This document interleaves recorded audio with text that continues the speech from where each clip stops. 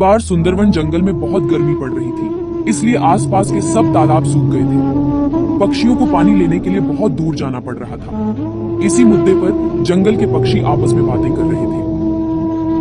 अरे यार बंटी, इस बार तो गर्मी हमारी जान ही ले लेगी। देखो ना कितनी गर्मी पड़ रही है। हाँ तुम ठीक कहते हो कालू, अगर ऐसे ही चलता रहा तो जंगल में सूखा पड़ जाएगा और हमें जंगल छोड़कर जाना पड़ेगा। हाँ भाई, कुछ दिन इंतजार करते हैं। अगर बारिश हुई तो ठीक, वरना कहीं और चले जाएंगे। जंगल के सब पक्षी तो प्यास से मर रहे थे, लेकिन टुनटुनी चिड़िया के पास पानी को कमी नहीं थी और इस बात का सभी पक्षियों को पता था। इसलिए सभी पक्षी उससे पानी मांगने आ रहे थे। मेरे पास अब पानी नहीं है, मैं भी दूर से एक पानी का मटका भर कर लाई हूँ। माँ, आप दूसरे पक्षियों को पानी क्यों नहीं देती? पानी पिलाना तो अच्छी बात है ना माँ? हाँ पिंकी बेटा, पानी पिलाना अच्छी बात है, लेकिन मैंने अगर इन्हें एक दिन पानी पिला दिया तो इनका पानी पीने का रोज का काम हो जाएगा और इस तरह हमारे घर का सारा पानी खत्म हो जाएगा और हमें भी पानी की कमी आ जाएगी। इसीलिए मैं किसी को पानी नहीं देती। ऐसे ही दिन गुजरते गए। एक दिन टुनटुनी चिड़िया अपनी बेटी के साथ बाजार जा रही थी। रास्ते में बहुत गर्मी थी। तभी टुनटुनी चिड़िया को चक्कर आ जाते हैं, फिर वो वहीं पर बेहोश हो जाती है। तभी पिंकी चिड़िया रोने लग जाती है। माँ, क्या हुआ तुमको? उठो ना माँ। पिंकी की रोने की आवाज सुनकर आसपास के सभी पक्षी वहां पर जमा हो जाते हैं। तभी कालू कौवा और बंटी कबूतर वहां से पानी लेकर अपने घर जा रहे थे। पिंकी की रोने की आवाज सुनकर दोनों उसके पास आ जाते हैं। तभी कालू कहता है, तुम्हें क्या हुआ? तुम क्यों रो रही हो? देखो ना कालू अंकल, माँ बेहोश हो गई और उनकी आंखें भी नहीं खुल रही। अरे पिंकी बेटा, तुम फिक्र मत करो, तुम्हारी माँ को गर्मी के कारण चक्कर आ गया है। तुम अभी रुको, मैं इसको पानी पिला देता हूँ। तब कालू कौवा और बंटी कबूतर अपने मटके का सारा पानी टुनटुनी चिड़िया के ऊपर डाल देते हैं। थोड़ी देर बाद टुनटुनी चिड़िया को होश आ जाता है। पिंकी ये देखकर बहुत खुश हो जाती है। तभी पिंकी कहती है, देखो ना माँ, कालू अंकल और बंटी अंकल ने अपने मटकी का सारा पानी आपको पिला दिया। अरे ये क्या किया आप लोगों ने? अब आपका सारा पानी खत्म हो चुका है, अब आप क्या करोगे? तुम चिंता मत करो चिड़िया, ये पानी ही तो था, हम पानी दूर से भरकर ले आएंगे। तुम बताओ, तुम ठीक तो हो ना?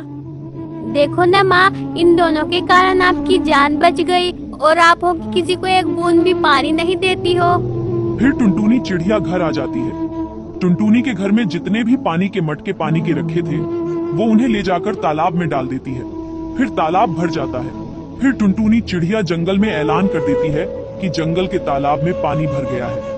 अब जंगल के पक्षियों को दूर जाकर पानी लाने की जरूरत नहीं है। जंगल के पक्षियों ने जब ये सुना तो दौड़े दौड़े तालाब के पास आ गए और जी भरकर पानी पिया और इस तरह कुछ दिनों के बाद जोरदार बारिश हुई। फिर पानी की कमी दूर हो जाती है, सभी तालाब भर जाते हैं।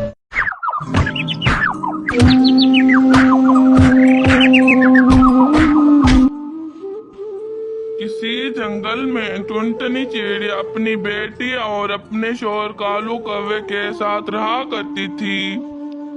टुनटुनी और कालू कौवा अपनी बेटी से बहुत प्यार करते थे। एक दिन टुनटुनी चिड़िया बहुत बीमार हो जाती है और उसको अपनी बेटी की बहुत परेशानी होती है। एक दिन की बात है, टुनटुनी धूप सेक रही थी, तभी वो देखती है कि पड़ोस में रहने वाली रानू चिड़िया की सौतेली माँ उसे धक्के देकर घोंसले से बाहर निकाल देती है। ये सब देखकर टुनटुनी चिड़िया बहुत डर जाती है और वो सोचने लगती है, अगर मैं मर गई तो मेरी बेटी का क्या होगा? अगर कालू कौवे ने दूसरी शादी कर ली तो सौतेली माँ मेरी बेटी को इसी तरह घर से निकाल देगी। शाम होती है, कालू कौवा घर आता है तो टुनटुनी कहती है, सुनो जी, अगर मैं मर गई तो तुम दूसरी शादी मत करना, वरना सौतेली माँ मेरी बेटी पर बहुत जुल्म करेगी। ये सुनकर कालू कौवा उसको समझाता है, टुनटुनी चिड़िया, मैंने तुम्हारे दुश्मन, ये तुम कैसी बातें कर रही हो? तुम्हें कुछ नहीं होगा, तुम जल्दी ही ठीक हो जाओगी।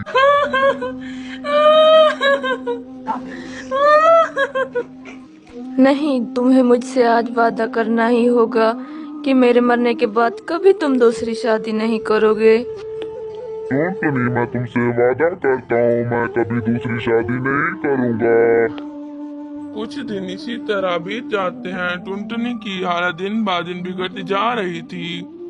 एक दिन वो मर जाती है। छोटी चिड़िया अपनी माँ से लिपट कर रोने लगती है।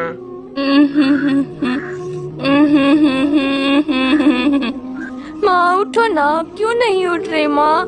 कुछ तो बोलो, अपनी बेटी को छोड़कर तुम कहाँ चली गई हो? आंखें खोलो माँ, उठो ना।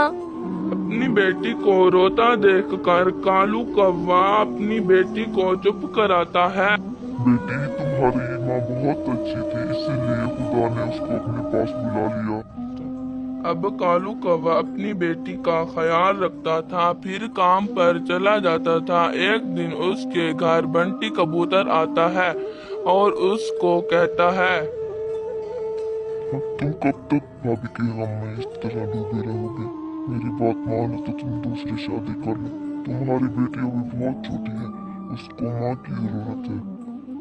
बंटी कबूतर कालू कौवा को बहुत समझाता है। ना चाहते हुए भी कालू कौवा बंटी कबूतर की बात मान लेता है और वो टूनी चिड़िया के साथ दूसरी शादी कर लेता है। टूनी चिड़िया शक्ल से बहुत भोली थी, लेकिन सच में वो बहुत ही चालाक थी। वो कालू कौवे के सामने छोटी चिड़िया से बहुत प्यार करती थी, लेकिन उसके जाते ही वो छोटी चिड़िया को बहुत मारती थी और उस पर जुल्म करना शुरू कर देती थी। माँ मुझे मत मारो माँ, मैं बहुत छोटी हूँ माँ, मुझे मत मारो। एक दिन टूनी चिड़िया छोटी चिड़िया से कहने लगती है, ओ महारानी, चल उठा ये झाड़ू, कमरे में झाड़ू लगा और फिर आकर मेरे पाँव दबा। और खबरदार, अगर तुमने अपने बाप को बताया तो मैं तुम्हारे छोटे छोटे टुकड़े करके चील को दे दूंगी और तुम्हारे बाप को पता भी नहीं लगेगा। छोटी चिड़िया अपनी माँ की बात सुनकर बहुत डर जाती है। वो झाड़ू लगा देती है कमरे में और वो अपने बाप से कुछ नहीं कहती। एक दिन छोटी चिड़िया की तबीयत खराब थी। टूनी उसको काम करने का कहती है, तब छोटी चिड़िया उसको मना कर देती है। माँ, आज मेरी तबीयत बहुत खराब है, इसीलिए मैं घर का काम नहीं कर पाऊंगी। मुझे बहुत कमजोरी महसूस हो रही है, आज तुम घर का काम कर लो। छोटी चिड़िया की बात सुनकर टूनी चिड़िया गुस्सा हो जाती है और गुस्से में उसको बहुत मारती है और उसको घोंसले से नीचे फेंक देती है।